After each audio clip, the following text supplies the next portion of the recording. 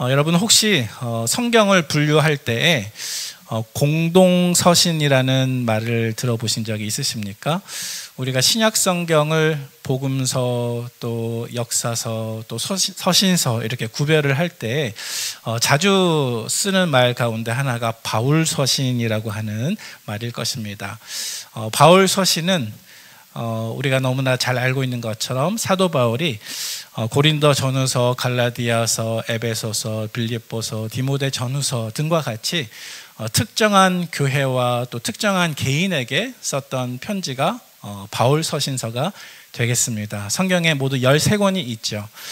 그런데 성경에는 바울 서신만 있는 것이 아닙니다. 바울 서신과 구별되게 편지이긴 하지만 다른 이름으로 불려지는 편지들이 있는데요. 바로 공동서신이라고 불리우는 편지들입니다. 오늘 우리가 살펴보고 있는 베드로 전서를 포함해 가지고요, 야고보서, 베드로 전후서, 요한 1, 2, 3서, 또 유다서와 같이 신약 성경에는 모두 7권의 공동서신이 있습니다. 공동서신이라고 하는 것은 이 편지를 받는 특정한 수신자나 특정한 교회가 없다는 뜻입니다. 바꿔서 말하면 공동서신은 모든 교인들 혹은 모든 교회들을 위해서 쓴 편지들입니다. 그래서 공동서신의 제목을 보면 그 편지를 누가 썼느냐에 따라서 야고보가 썼기 때문에 야고보서, 베드로가 썼기 때문에 베드로 전후서 이렇게 이제 불리게 되고요. 바울 서신과 같은 경우에는 그 편지를 받는 수신자를 중심으로 빌립보서, 데살로니가 전후서 이렇게 이제 분류가 되는 것입니다. 오늘 본문 베드로 전서 1장 1절, 지난 시간에 우리가 살펴보았지만요, 한번 구절을 눈으로 보시면 이런 구절이 등장하고 있습니다. 예수 그리스도의 사도 베드로는 본도, 갈라디아, 갑바도기아, 아시아와 비두니아에 흩어진 나그네.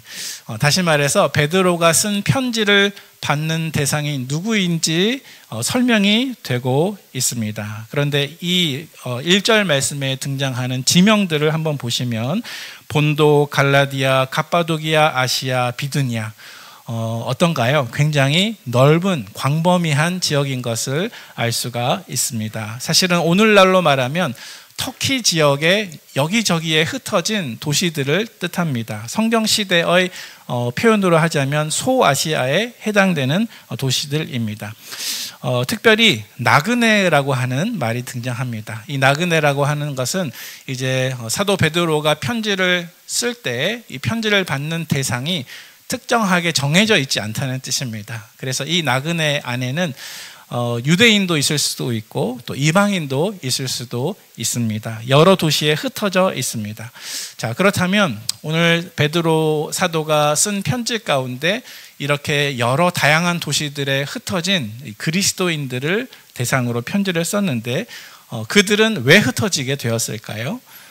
사실은 로마 시대 때 예수님을 믿는 사람들 또 복음을 믿는 사람들을 아주 조직적으로 심하게 박해했기 때문에 흩어지게 되었습니다. 그래서 사도 베드로는 복음과 신앙 때문에 이곳저곳 소아시아에 흩어진 여러 그리스도인들을 대상으로 그들의 믿음을 격려해주고 또 핍박받고 고난받아서 힘든 그들의 마음도 위로해주기 위해서 이 편지를 썼던 것입니다.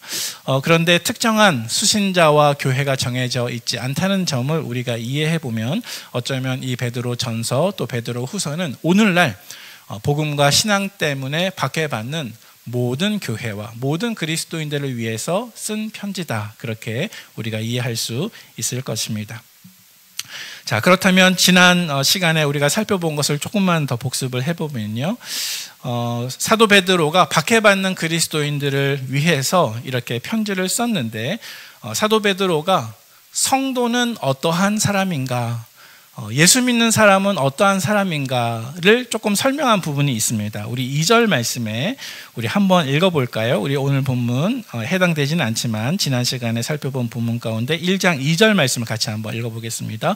곧 하나님 아버지의 미리 아심을 따라 성령이 거룩하게 하심으로 순종함과 예수 그리스도의 핏부림을 얻기 위하여 택하심을 받은 자들에게 편지하노니 은혜와 평강이 너희에게 더욱 많을지어다. 아멘.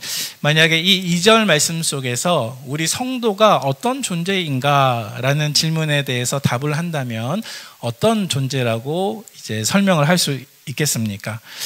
방금 읽은 2절 말씀에 성부 하나님, 성자 하나님, 또 성령 하나님, 이 삼위 하나님이 다 등장하는 것이 혹시 눈으로 관찰이 되십니까?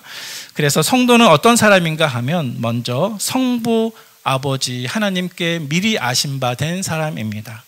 또 두 번째로 성령 하나님이 내주하심으로 거룩하게 된 사람이 성도입니다. 또 세 번째로 하나님께 순종하고 핏부림을 얻기 위하여서 예수 그리스도께 택함 받은 사람이 바로 성도입니다.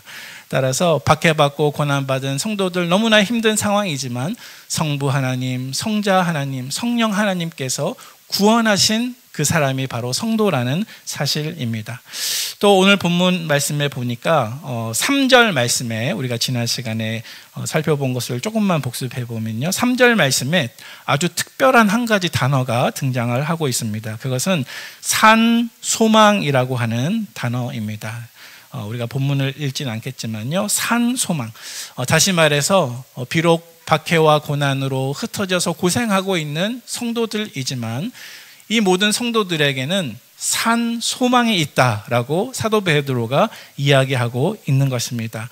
그리고 1장 7절 말씀에 보시면 비록 이 땅에서 복음 때문에 고난과 핍박을 받는다 할지라도 그러한 고난과 핍박에는 분명한 목적이 있습니다. 사도 베드로가 설명해 주고 있습니다. 그리고 그 목적은 7절 말씀에 보시면 무엇이라고 되어 있습니까?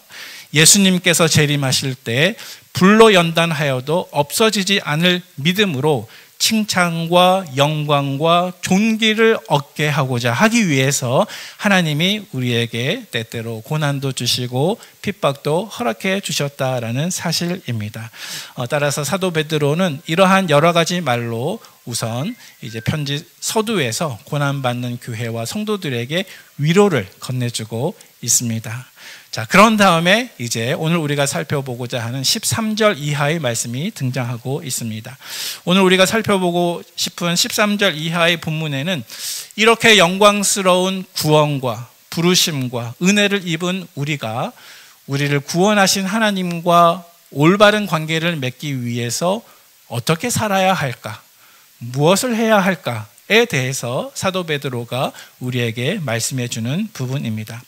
영광스러운 부르심과 구원을 얻은 성도로서 내가 하나님과 올바른 관계를 맺기 위해서 가장 중요한 두 가지를 오늘 본문에서 말씀하고 있는데요. 그것은 바로 거룩과 사랑입니다. 뭐라고요?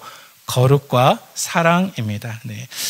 사실은 오늘 우리가 함께 묵상할 본문의 대부분의 내용은 거룩함에 대해서 강조를 하고 있습니다. 그래서 오늘 저는 여러분들과 함께 사랑의 부분보다는 거룩함에 대해서 함께 나누고자 합니다. 먼저 첫 번째로 오늘 본문 가운데 내가 하나님과 바른 관계를 맺기 위해서 반드시 기억해야 하는 첫 번째 사실이 있는데 그것은 예수님 안에 있는 놀라운 구원의 소망을 우리가 붙들어야 한다라고 사도 베드로가 우리에게 말씀하고 있습니다.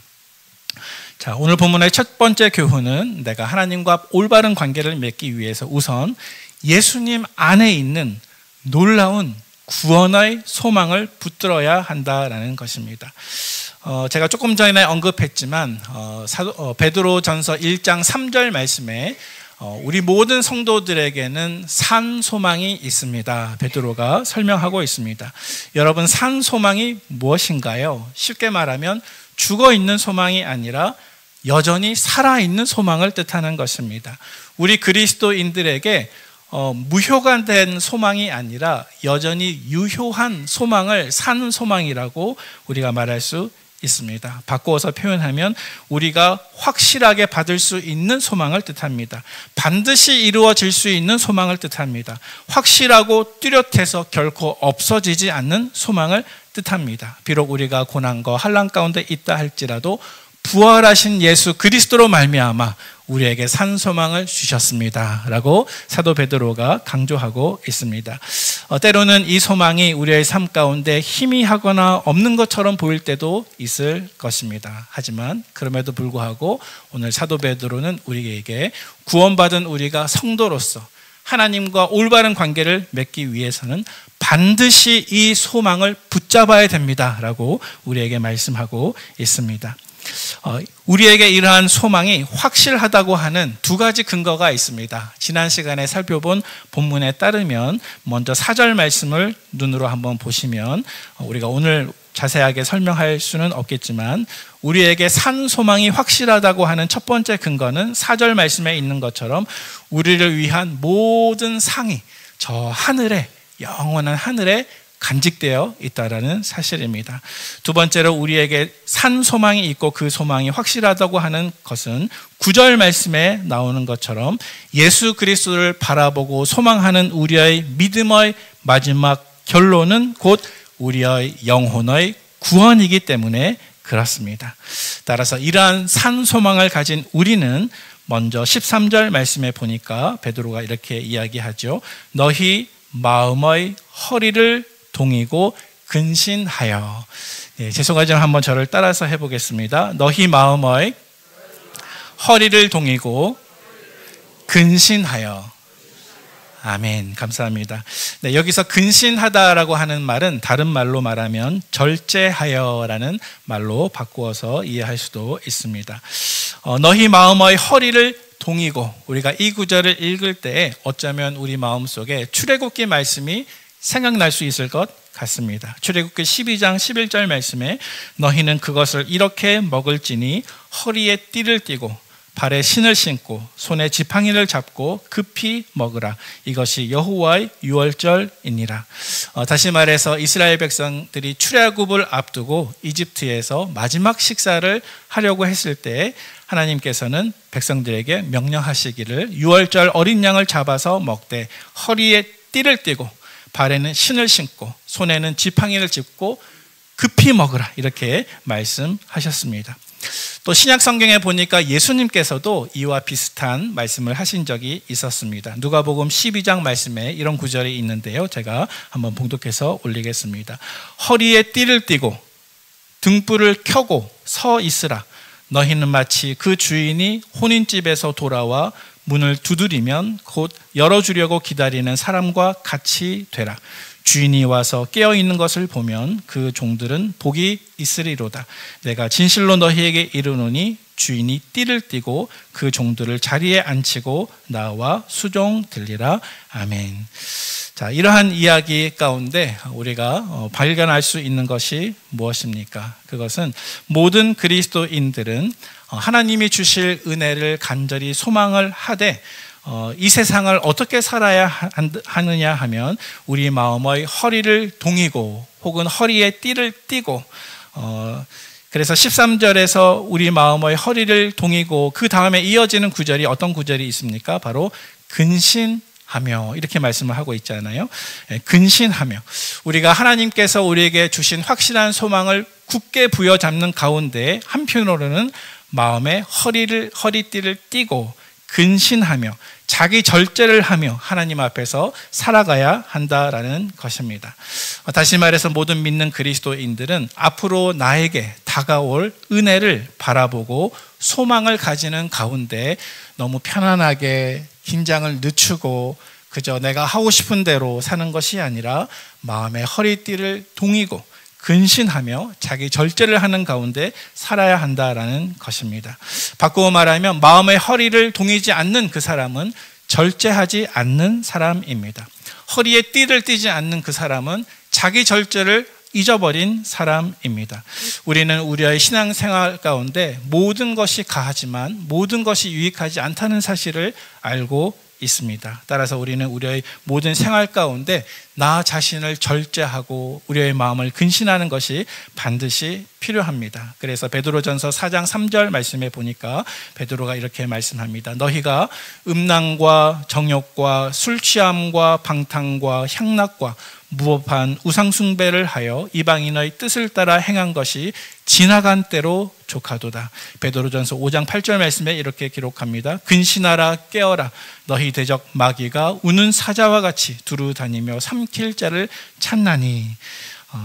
따라서 사랑하는 성도 여러분, 하나님이 우리에게 주신 소망을 굳게 부여잡되 한편으로는 절제하실 수 있는 저와 여러분 되시기를 바랍니다. 근신하실 수 있는 저와 여러분 되시기를 바랍니다. 우리에게 이러한 자기 절제는 비록 이 세상에 고난이 많고 우리에게 핍박이 많다 할지라도 우리의 소망을 더 뚜렷하게 만들어주고 또 예수님께서 다시 나타나실 때 우리에게 주실 온전한 은혜를 바라보고 흠없이 살 수 있도록 만들어주는 것이기 때문입니다. 오늘 본문의 두 번째 교훈으로 우리를 성도로 불러주신 하나님과 내가 바른 관계에 들어가기 위해서 우리가 어떻게 해야 하냐면 두 번째 교훈은 바로 이것입니다. 우리 그리스도인들은 우리를 불러주신 아버지 하나님의 거룩하심과 같이 모든 행실에 거룩한 사람이 되어야 합니다. 아멘. 여러분 오늘 15절 말씀에 한번 보시면 오늘 본문의 몇 가지 교훈 가운데 이제 두 번째 교훈으로 우리가 거룩한 삶을 살아야 한다라고 말씀하고 있습니다. 여러분 15절 말씀 속에서 하나님과 우리와 맺고 있는 관계에 대해서 설명을 하고 있는 것 같습니다. 여러분 하나님과 우리가 맺고 있는 관계는 어떤 관계일까요? 그것은 바로 아버지와 자녀의 관계입니다. 우리 16절 말씀을 같이 한번 봉독해 볼까요? 15절 뒤에 있는 16절 말씀입니다. 기록되었으되 내가 거룩하니 너희도 거룩할지어다 하셨느니라. 아멘. 자, 지금 사도 베드로는 초대교회 박해받고 핍박받아서 흩어진 성도들을 믿음 안에서 격려하는 가운데 아버지 하나님의 거룩하심과 같이 너희도 거룩하라 이 말씀을 하면서 구약시대에 레위기에 기록된 말씀을 인용하고 있습니다. 레위기 19장 2절 말씀에 보니까 이렇게 기록합니다. 너는 이스라엘 자손의 온 회중에게 말하여 이르라. 너희는 거룩하라. 이는 나 여호와 너희 하나님이 거룩함이니라. 레위기 20장 7절 말씀입니다. 너희는 스스로 깨끗하게 하여 거룩할지어다. 나는 너희의 하나님 여호와니라. 하나님께서는 레위기 말씀 속에서 이스라엘 백성들에게 명령하시기를 마치 순종하는 자식이 아버지를 본받아 행동하듯이 너희는 거룩하라라고 말씀합니다. 그리고 오늘 본문에서도 사도 베드로 역시 저와 여러분들에게 또 오늘 본문 속에서 흩어진 그리스도인들에게 그들이 유대인이든 이방인이든 상관없이 만약 당신이 하나님의 자녀로 다시 거듭났다고 한다면 당신들 역시 거룩해야 한다라고 말씀하고 있습니다. 그런데 오늘 본문 가운데 사도 베드로가 강조하고 있는 거룩함은 어떠한 거룩함일까요?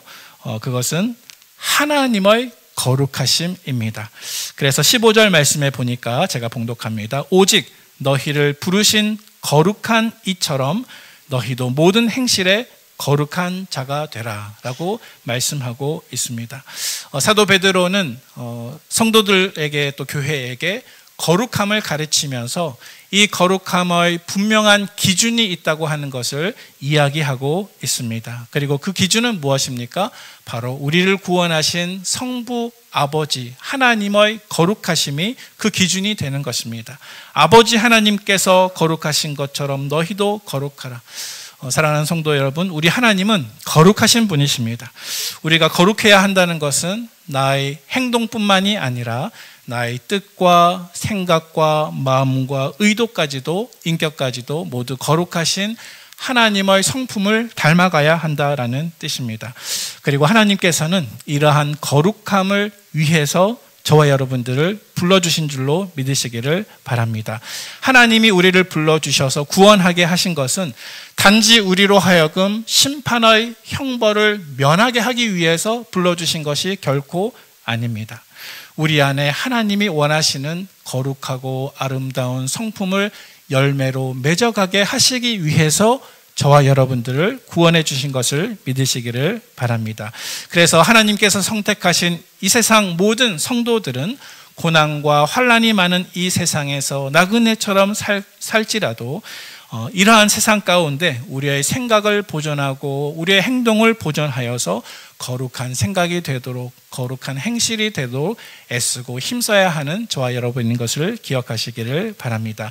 만약 저와 여러분들이 하나님을 전혀 닮지 않은 이 세상 가운데 하나님의 성품을 닮아내는 그러한 모습을 보여주지 못한다고 한다면 우리는 하나님의 자녀다운 그러한 자격이 없다라는 사실입니다.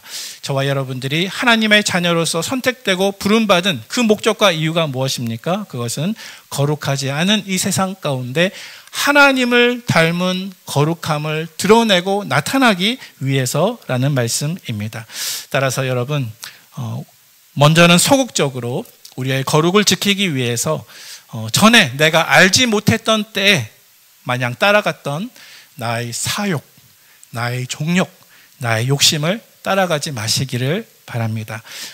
두 번째로 적극적으로 내가 거룩하게 되기 위해서 하나님의 말씀에 순종하는 저와 여러분 되시기를 바랍니다. 전에 알지 못했던 때는 무슨 뜻입니까? 무엇을 뜻하는 것입니까? 내가 예수를 믿지 못할 때, 내가 믿음을 가지지 못했을 때 이 세상의 풍속대로 따라가며 살았던 모든 행실과 생각과 마음을 뜻하는 것이죠. 내가 하나님의 말씀에 순종하는 자녀가 된다고 하는 것은 내가 유대인이든 이방인이든 상관없이 과거에 절제하지 못했던 삶 속에서 이제는 절제하는 삶으로, 과거에 음란했던 삶에서 이제는 거룩하고 정결한 삶으로, 과거에 새로 태어나지 못했던 육신적인 삶 속에서 이제는 거듭나서 성령님의 인도를 받는, 따라가는 거룩한 사람으로 변화되는 과정을 뜻하는 것입니다.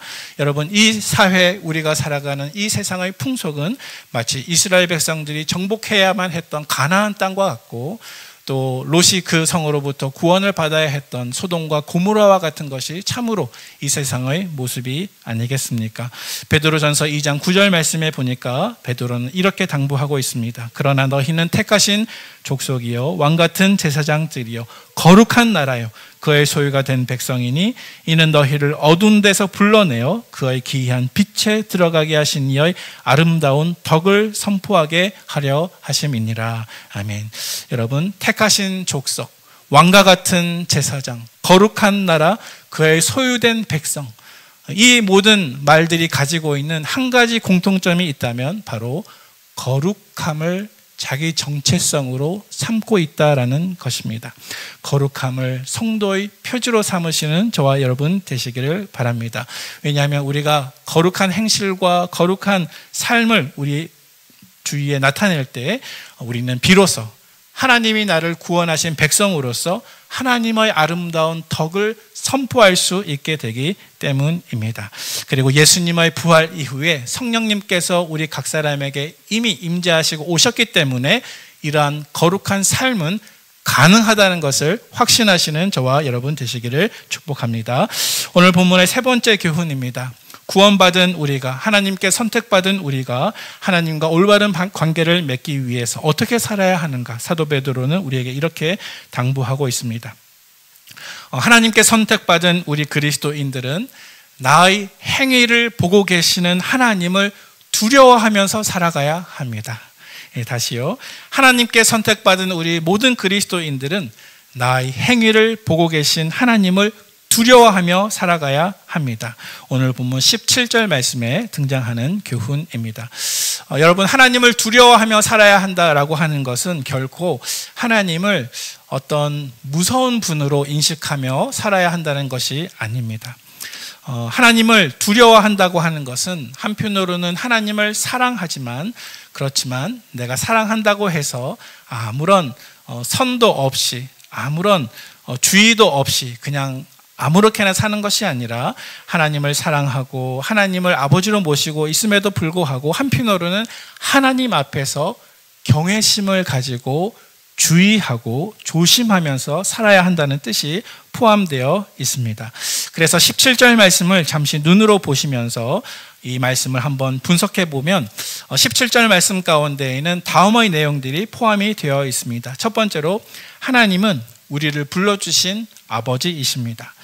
두 번째로 그럼에도 불구하고 하나님은 공평한 심판자가 되십니다. 세 번째로 하나님은 우리의 외모를 보시지 않고 각 사람의 행위대로 심판하십니다.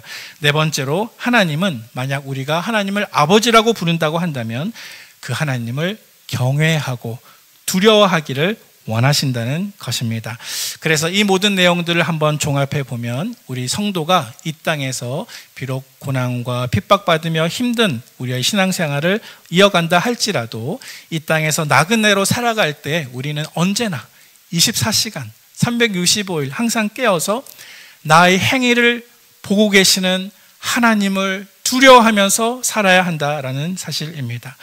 여러분, 그리스도인인 우리는 어떠한 존재들입니까?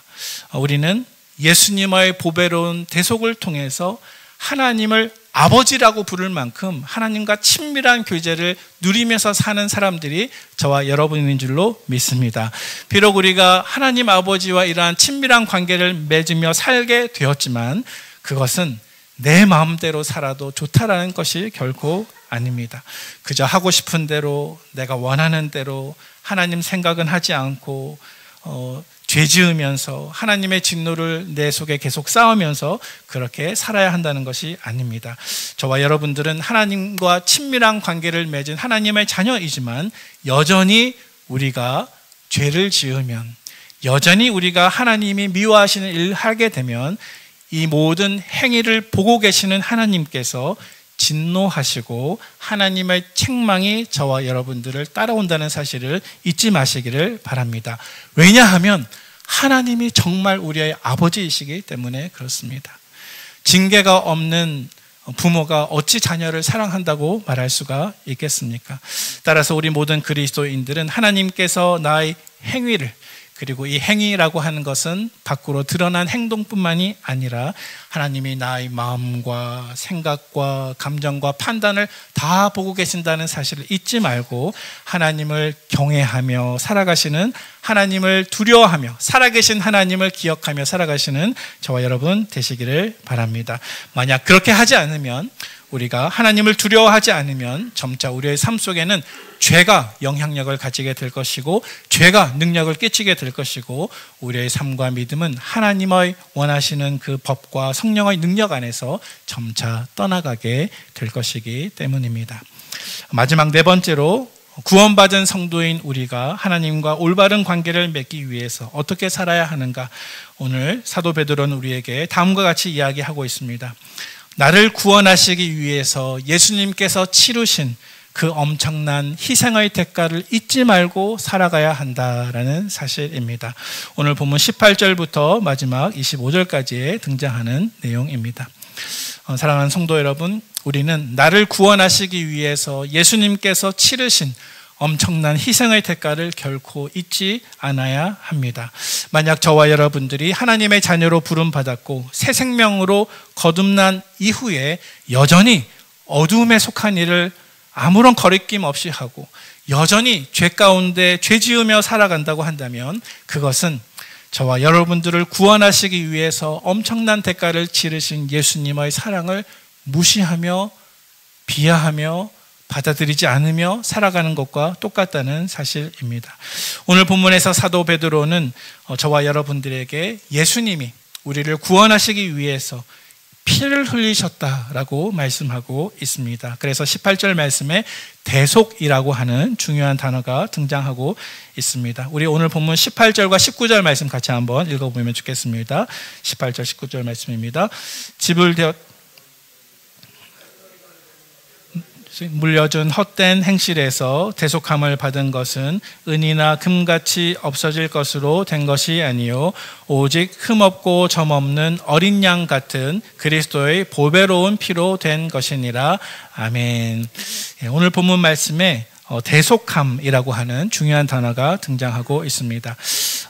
이 말씀을 조금 더 이해하기 위해서 당시 문화적인 배경을 조금 살펴보면 도움이 될 것 같습니다. 사도 베드로가 살았던 이 시대는 그리스 로마 문화가 이제 세계 문화를 지배하고 있었던 그런 시대였죠. 그리스 로마 문화 안에서 대속이라고 하는 헬라어로 리트론이라고 하는 이 단어가 가진 특별한 뜻이 있습니다. 그것은 대속이라고 하는 것은 한 사람의 노예에게 값을 치르고 자유롭게 풀어주는 것을 대속이라고 말합니다. 자, 그런데 이것이 당시에 어떻게 이해되었는지에 대해서 어떤 자료가 있어서 제가 한 가지 나누고 싶은데요. 당시 그리스 로마 시대는 종교를 한번 생각해 보면 어떤 종교를 가지고 있었습니까? 여러 남신들과 또 여러 여신들을 섬기는 그런 다신교 문화가 그리스 문화였고 또 로마 문화였지 않습니까? 그런데 이 그리스 로마 시대에 한 사람의 노예를 풀어주기 위해서 먼저 값을 지불하는 사람이 그 노예의 주인에게 돈을 곧바로 지불하는 것이 아니었대요. 그것이 아니라 반드시 어떤 특정한 신전에 가서 어떤 남신이든지 어떤 여신이든지 그 신전에 먼저 돈을 맡깁니다. 그러면 그 맡겨진 돈이 이제 2차적으로 두 번째로 그 노예의 주인에게 이제 들어가게 됩니다. 자, 그래서 그 노예의 주인이 그 돈을 받게 되면 이제 종을 자유롭게 풀어주게 되겠죠. 값을 받았으니까요. 그런데 이 당시 사람들의 사고방식에 이런 생각이 있었다고 합니다. 이 대속의 값, 돈을 주고 노예를 풀어준 것은 사실이지만 이것이 먼저 주인에게 간 것이 아니고 신전에 가서 어떤 신의 이름으로 이것이 이제 대속이 행해지게 된 것이죠. 그래서 사람들이 어떤 노예가 이런 과정으로 풀려나게 되었을 때, 이 노예는 이제 자유하지만 대신에 이 노예는 그 몸값이 치루어진 그 신전의 어떤 남신 혹은 여신의 종이 되었다. 이렇게 사람들이 생각을 했다고 합니다. 그래서 노예를 풀어줄 때 이 노예를 풀어준 그 신이 있고 그 신의 종이 된 것이다. 이렇게 대속의 개념이 있었다고 합니다. 그래서 사도 베드로는 이 당시 터키 지역, 소아시아 지역에 여기저기 흩어진 이방인 그리스도인들을 위해서 어쩌면 이러한 당대 문화를 배경으로 하여서 대속의 개념을 설명했는지도 모르겠습니다. 그래서 18절 말씀에 보시면 너희가 알거니와 너희 조상이 물려준 헛된 행실에서 대속함을 받은 것은 18절 말씀 속에서 대속함을 받았다. 이것은 수동태 문장입니다.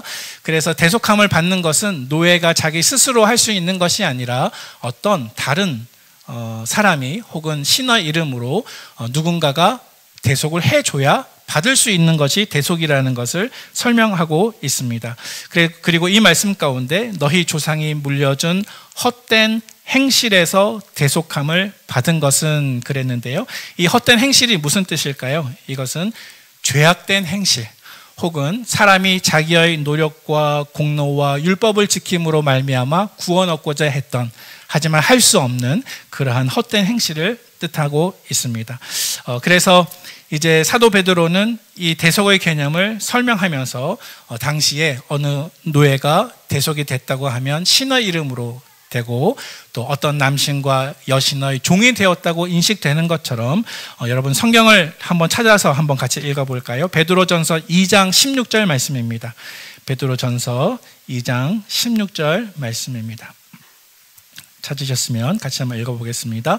너희는 자유가 있으나 그 자유로 악을 가리는 데 쓰지 말고 오직 하나님의 종과 같이 하라. 아멘. 네, 마치 당시 그리스 로마 시대의 사람들이 대속을 받을 때 어떤 신의 종이 되었다고 이해했던 것처럼 사도 베드로 역시 대속의 개념을 설명하면서 너희가 자유롭게 되었지만 그 자유로 악을 짓지 말고 오직 하나님의 종과 같이 되라 이렇게 당부를 하고 있습니다. 하지만 사도 베드로는 여기서 한 걸음 더 나아갑니다. 이방인의 풍습만을 가지고 복음을 다 설명할 수 없기 때문이죠.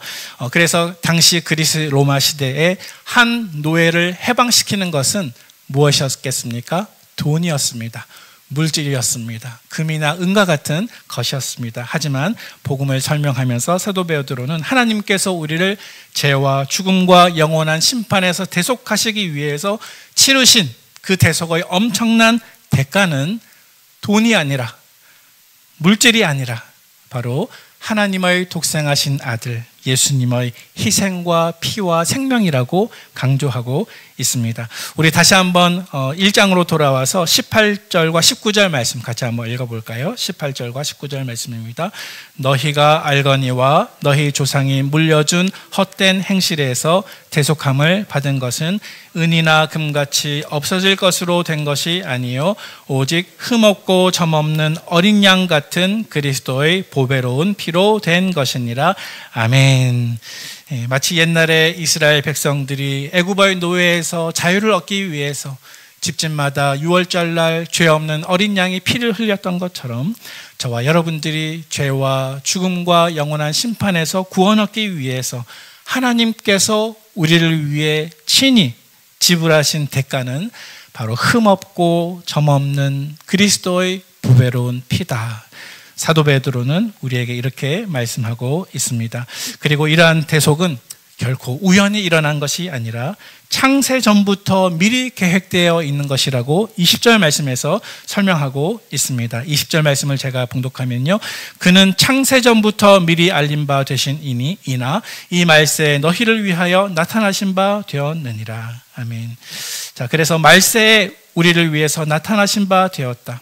이 말세에 예수님의 초림과 재림 사이에 성경이 약속하신 대로, 구약이 약속한 대로 예수님이 정말 이 땅에 오셔서 십자가에서 죽으시고 부활하시고 승천하신 모든 일이 역사 안에서 온전히 이루어지게 되었습니다. 그래서 창세전에 계획된 이 모든 구원 계획이 이 말세에 우리를 위해서 나타났다라는 것입니다.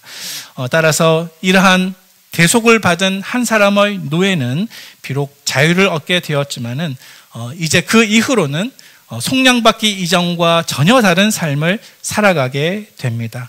오늘 본문 말씀 속에서도 우리에게 그것을 강조하고 있는데요.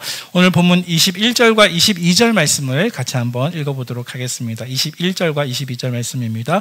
너희는 그를 죽은 자 가운데서 살리시고 영광을 주신 하나님을 그리스도로 말미암아 믿는 자니 너희 믿음과 소망이 하나님께 있게 하셨느니라. 너희가 진리를 순종함으로 너희 영혼을 깨끗하게 하여 거짓이 없이 형제를 사랑하기에 이르렀으니 마음으로 뜨겁게 서로 사랑하라. 아멘. 네, 사도 베드로는 성도들에게 하나님과의 바른 관계를 맺기 위해서 당부하면서 하나님과 바른 관계를 맺는 사람은 어떤 사람인가? 우리의 믿음과 소망을 21절 말씀처럼 오직 하나님께 두는 사람.